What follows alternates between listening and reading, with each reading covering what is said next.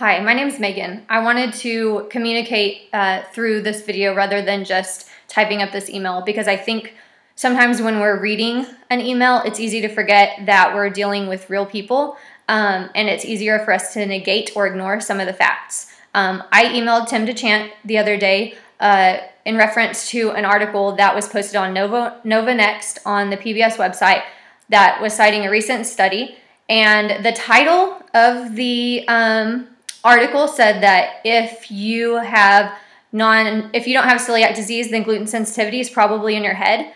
I was really appalled by this misrepresentation of the information.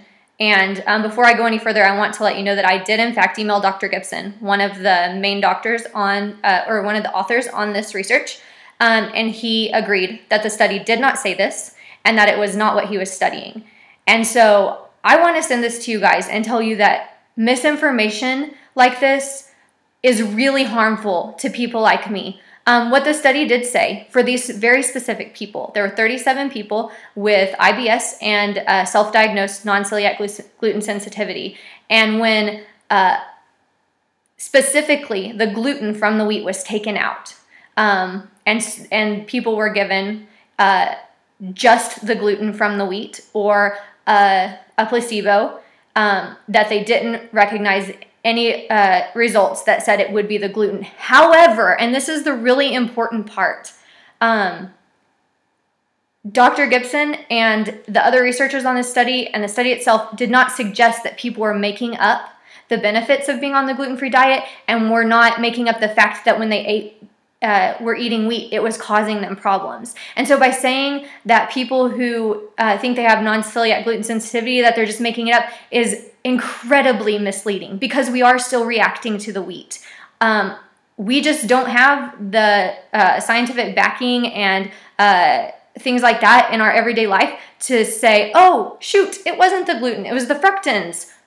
Guess what? It's still in the wheat. And by you guys, a supposedly reputable source like PBS and Nova posting something like this, the general public is going to believe it a lot more. And if you don't believe it's misleading, look at the PBS Facebook page and look at the comments on this section, because there's wait staff and there's a ton of people on there saying, I knew people were making it up. I hate when people come in with the gluten-free problems. It's all in their head. Now we know, now that it's science-based facts. No, it is not.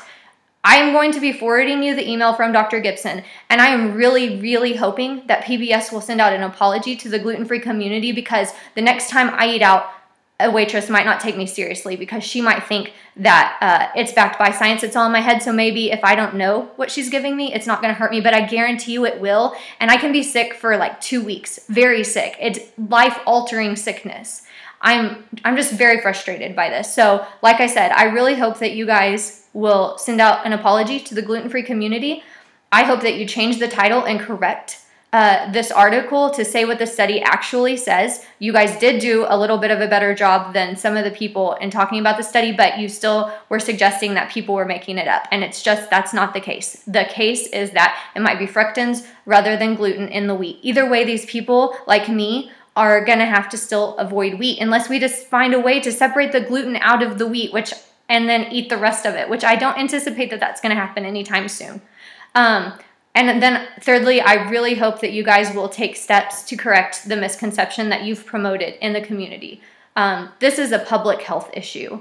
I was sick for a lot of years and no doctor could tell me what was wrong with me because the doctors at the time didn't know enough about this stuff. And so I went gluten-free, and I will admit on my own, but I regained my life.